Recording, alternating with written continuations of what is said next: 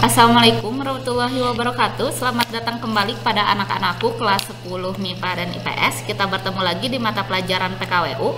Nah, di pertemuan kali ini kita akan membahas mengenai masih bab 4 pengolahan. Nah, di video sebelumnya kan Ibu sudah membahas mengenai bab 4 pengolahan wirausaha makanan khas daerah yang sudah dimodifikasi gitu ya. Jadi modifikasi terhadap makanan khas daerah. Kita ulang sedikit ya agar kalian tidak lupa gitu materi yang ada di video sebelumnya. Kan di video sebelumnya itu Ibu membahas mengenai makanan khas daerah. Apa itu makanan khas daerah? Jadi makanan khas daerah itu makanan yang menjadi ciri khas dari daerah tersebut dan biasanya diturunkan turun-temurun, kemudian hanya ada di daerah itu juga gitu. Itu ciri dari makanan khas daerah. Nah, di video yang sebelumnya itu diminta untuk melakukan modifikasi. Nah, modifikasi ini bisa dilakukan dengan cara merubah isian dari makanan khas daerah tersebut, atau mengubah cara pembuatannya, atau mengubah kemasannya. Itu adalah modifikasi namanya. Jadi terdapat sedikit perubahan kepada produknya, itu disebut modifikasi. Nah, perubahan ini itu bisa menjadi inovasi yang baik gitu untuk produknya. Contohnya seperti mochi yang berasal dari Sukabumi. Pada tahu ya mochi yang berasal dari Sukabumi? Nah, kan mochi yang berasal dari Sukabumi ini ciri khas atau isian originalnya itu adalah kacang kan? Adalah kacang. Nah, kalian bisa melakukan modifikasi dengan cara mengubah isinya, misalkan menjadi berbagai rasa. Contohnya menjadi isinya diganti menjadi selai strawberry, atau isinya diganti menjadi selai blueberry atau coklat. Seperti itu. Nah, itulah yang disebut dengan modifikasi. Bagaimana dengan modifikasi pada kemasan misalkan? Kalian tahu yang disebut dengan rendang kan ya? Itu kan sangat terkenal ya rendang itu. Nah, misalkan kalian ingin memodifikasi kemasannya rendang, berarti kalian bisa memasukkannya pada plastik kedap udara. Misalkan dengan begitu kan rendangnya menjadi lebih tahan lama ya. Itu juga disebutnya modifikasi, walaupun modifikasinya bukan pada bahan makanannya, tetapi pada kemasannya. Seperti itu. Nah, itu materi yang ada di video yang sebelumnya. Sekarang kita akan mulai membahas materi yang sekarang ya. Materi yang di video ini. Nah, di video ini itu kita akan membahas mengenai bab 4 pengolahan, yaitu wirausaha pengolahan makanan fungsional. Jadi ada sedikit perbedaan dengan video yang sebelumnya. Kalau video yang sebelumnya melakukan modifikasi pada makanan khas daerah, kalau ini adalah akan membahas mengenai makanan fungsional. Kita bahas dulu apa itu makanan gitu. Kenapa kita membutuhkan makanan? Jadi makanan ini secara harfiah itu fungsinya adalah untuk memenuhi kebutuhan hidup gitu. Tidak ada makhluk hidup yang bisa bertahan tanpa makanan gitu. Jadi semua makhluk hidup itu pasti membutuhkan makanan. Seperti itu. Jadi fungsi utama dari makanan ini adalah untuk memenuhi kebutuhan hidup. Nah, yang akan kita bahas itu adalah mengenai perencanaan usaha pengolahan makanan fungsional. Kemudian kan ditambah katanya ya, makanan fungsional. Nah, makanan fungsional ini jadi awalnya itu berasal dari makanan tradisional. Kalian itu kan pasti tahu ya atau mendengar istilah makanan tradisional.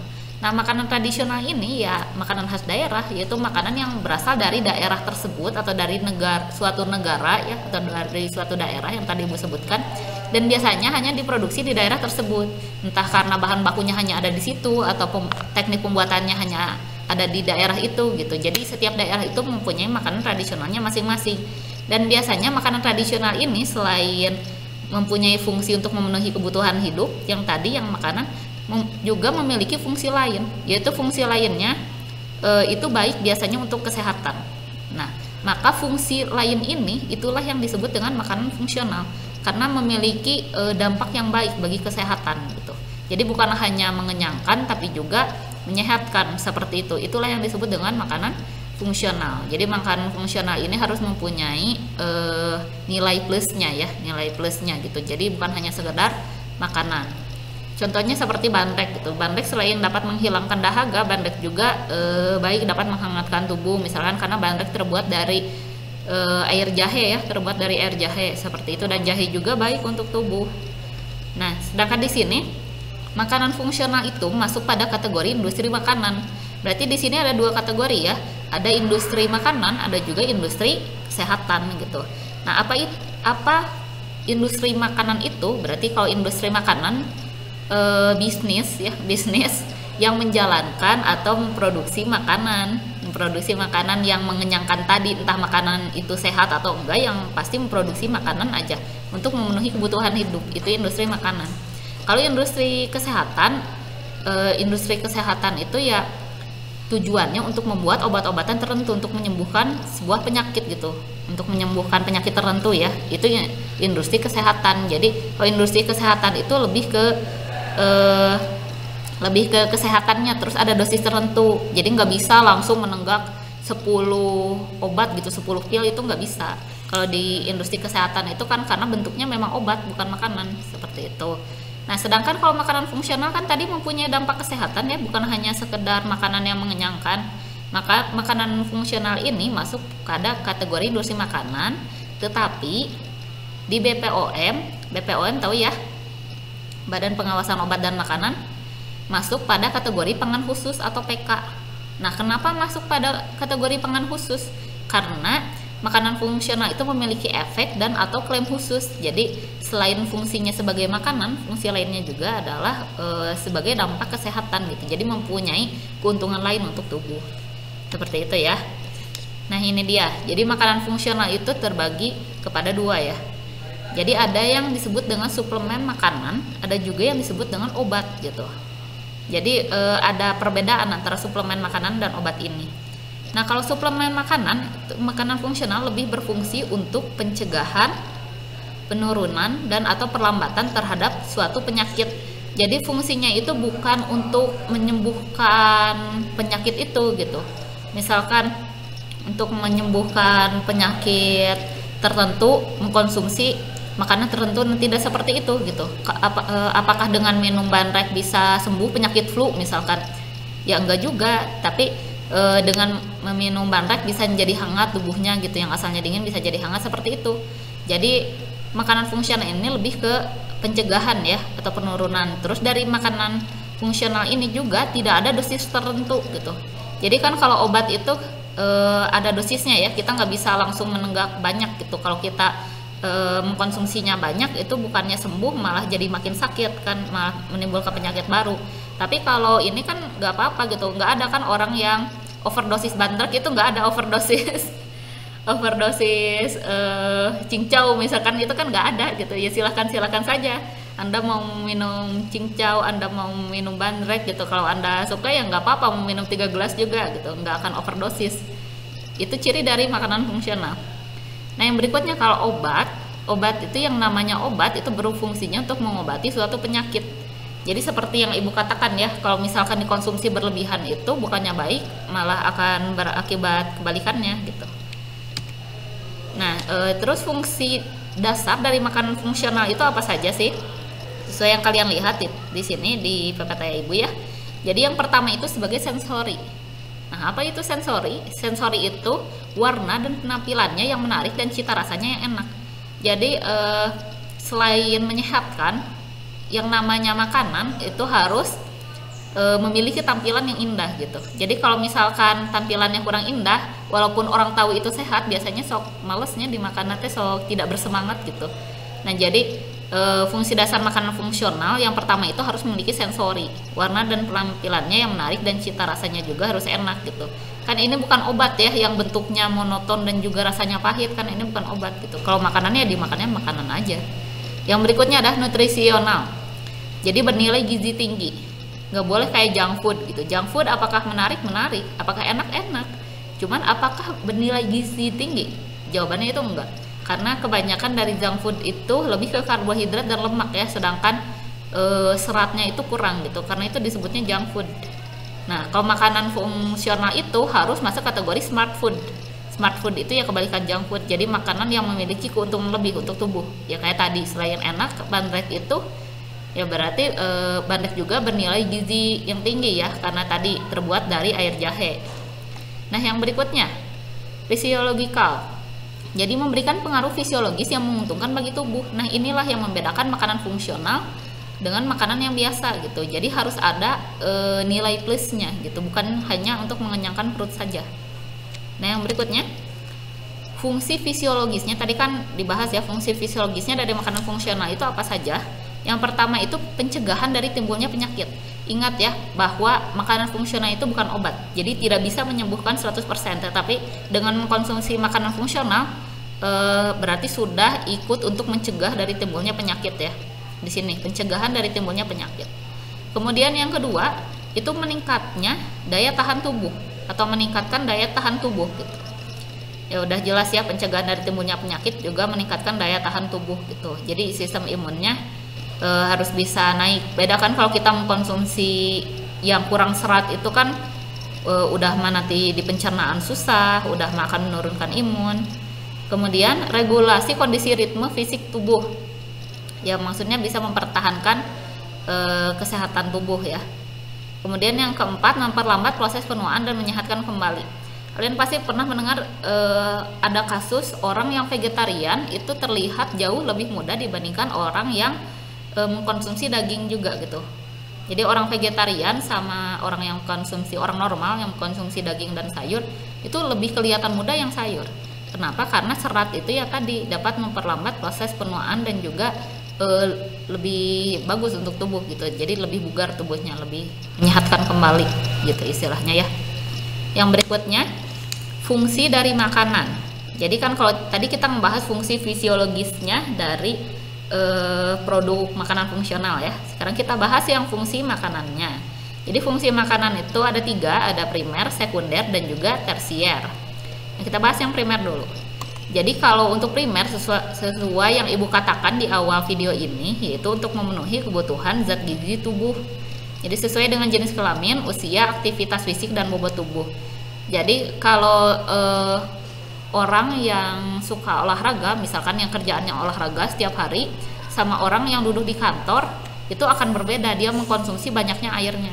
Kalau orang yang duduk di kantor itu tidak harus mengkonsumsi sebanyak orang yang suka berolahraga gitu. Karena kalau orang yang suka berolahraga kan keluar lagi ya si cairan tubuhnya. Kalau orang yang duduk di kantor kan yang pakai AC yang begitu itu kan beda ya. Jadi disesuaikan dengan zat gizi yang diperlukan oleh tubuh gitu, sesuai dengan jenis kelamin, usia, aktivitas fisik ya terutama, dan bobot tubuhnya.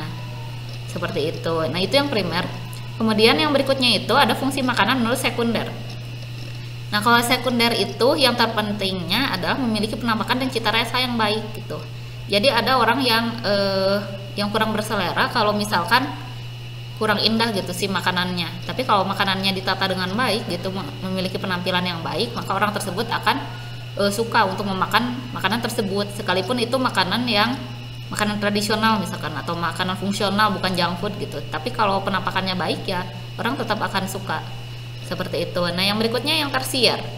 Yang tersiernya itu adalah memiliki fungsi fisiologis tertentu bagi tubuh. Nah, inilah yang makanan fungsional tadi, yang ada keuntungan, ada khasiatnya gitu. Selain dibutuhkan tubuh, selain penampilannya bagus, dan juga punya keuntungan untuk tubuh kita atau kesehatan ya. Nah, yang berikutnya adalah langkah pengembangan produk makanan fungsional. Jadi apa yang harus dilakukan untuk mengembangkan produk makanan fungsional ini? Jadi yang pertama itu, jadi kalau ini tuh sama seperti yang kerajinan juga ya, sama seperti yang kerajinan yang tahap pengembangan perencanaan usaha gitu.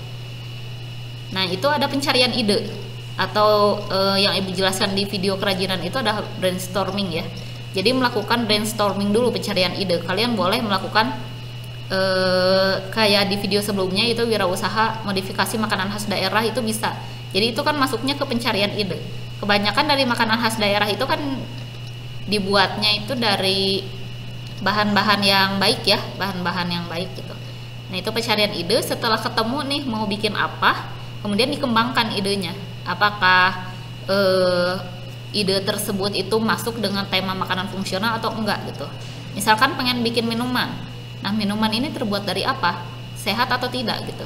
Yang harus dipikirkannya. Misalkan bahan bakunya dari lidah buaya, oke, kita kembangkan misalkan menjadi nata de coco lidah buaya, nata de coco tapi isinya bukan kelapa tapi lidah buaya gitu. Nah, itu bisa aja pengembangan idenya. Setelah masuk ke pengembangan ide, kemudian ke perancangan produknya, mau kayak gimana nih di produknya, nanti wujudnya itu mau kayak gimana, mau pakai kemasan apa, itu kan dirancang ya, perancangan produk gitu, nanti jadinya kayak gimana. Kalau di produk kerajinan itu kalian mulai menggambar sketsanya seperti itu. sketsanya itu mau seperti apa gitu. Sama seperti makanan juga, nanti dikemasnya itu seperti apa, wujud dari makanannya itu seperti apa. Kan sesuai yang dibahas sebelumnya itu, yang sekundernya itu harus indah ya, penampakannya itu harus baik gitu. Nah, yang berikutnya ada perancangan proses produksi. Nanti produksinya seperti apa? Di perancangan proses produksi ini kan dihitung biaya bahan bakunya berapa. Kalau memproduksi 500 produk, misalkan tadi nata de coco yang dari lidah buaya misalkan. Seperti itu ya, jadi perancangan proses produksinya mulai dihitung. Kemudian perancangan pengemasannya. Nah, sedikit berbeda dengan kerajinan yang sebelumnya. Kalau kerajinan kan itu bukan makanan ya, jadi tidak cepat basi gitu. Tapi kalau makanan itu kemasan itu sangat berpengaruh ya. Jadi kemasan yang baik itu bisa mempertahankan kualitas dari makanan tersebut gitu. Dan juga bisa meningkatkan harga dari makanan tersebut gitu. Kalian kan suka lihat keripik singkong misalkan yang pakai plastik aja sama yang dibungkus dengan cantik, dengan bagus gitu ya. Itu kan harganya sangat jauh berbeda walaupun beratnya sama, misalkan sama-sama 500 gram. Tapi kan harganya beda jauh gitu. Padahal sama-sama keripik singkong, rasanya nggak beda jauh, sama aja. Nah, itu karena dari pengemasannya, perancangan pengemasannya. Nah, kemudian setelah perancangan pengemasan, gimana nih mau memasarkan produknya? Ingat ya, jadi pemasaran juga penting kalau di dalam produk makanan. Karena produk makanan itu memiliki expire gitu. Jadi expire-nya itu dekat. Jadi bagaimana caranya untuk memasarkan produknya sebelum jatuh waktunya expire?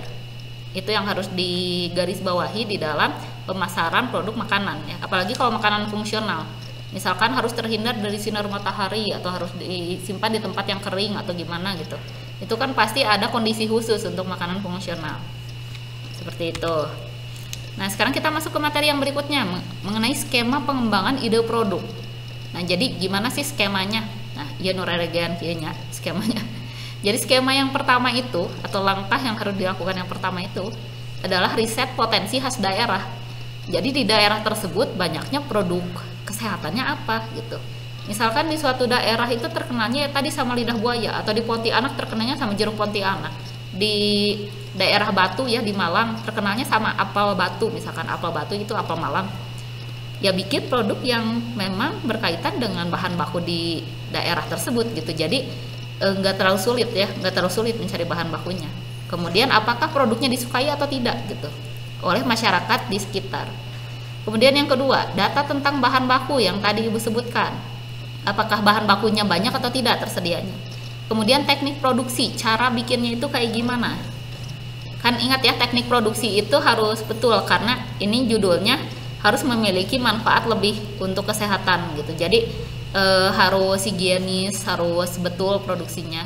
Dan kemudian adalah pasar sasaran. Jadi pasar sasarannya itu untuk siapa? Gak mungkin kan bandrek dikasihin ke anak balita gitu.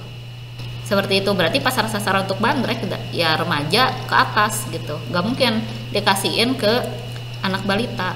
Kayak gitu, pasar sasaran juga sangat berpengaruh ya.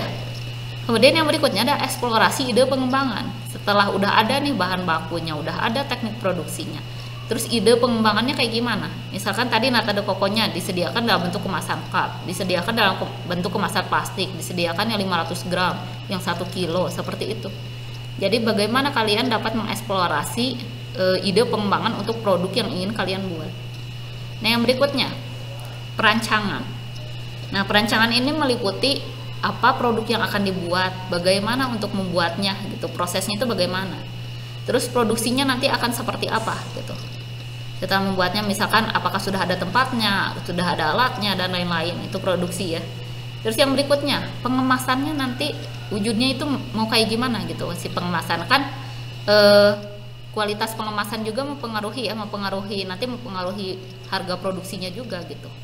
Yang berikutnya nanti promosinya akan seperti apa. Nah, itu yang disebut dengan perancangan gitu. Udah satu paket ya. Yang berikutnya adalah perencanaan. Nah, perencanaan ini berapakah sumber daya yang akan digunakan, SDM-nya itu berapa banyak. Terus keuangannya, modalnya itu mau berapa gitu.